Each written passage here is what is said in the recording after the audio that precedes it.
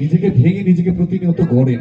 ওনার হাতের যদি আমরা কাজ দেখি, খবরের কাগজ ছিঁড়ে ছিঁড়ে যে কাজগুলো ওনার বাড়িতে আমরা দেখেছি, ভীষণ ভালো সুলেখক এবং খুব রসিক একজন মানুষ। এবং প্রতিদিন উনি বেড়াতে যান, জানো তো মানুষই, উনি বেড়াতে যান সাইকেলে করে, এবং সারা আমার মনে হয় এরপরে ভারতবর্ষটাকে কভার করে ফেলবেন উনি, তাই তো নাকি?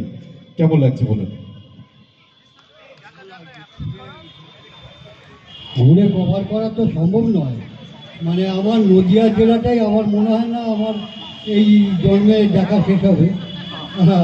এই নদিয়াকে দেখতে আমাকে 3-4 বার অন্তত জন্মগ্রহণ করতে হবে, কেননা দেখা শেষ নেই।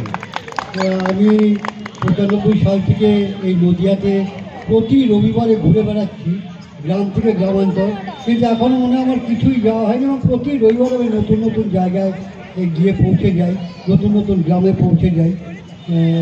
সুতরাং এটা ঠিক নয় যে দেখা শেষ হওয়া সম্ভব নয়। খ্যাপা খুঁজে ফেলে তো পরস্তা, তো আপনার এই এই খ্যাপাদের মাঝে এসে কেমন লাগছে?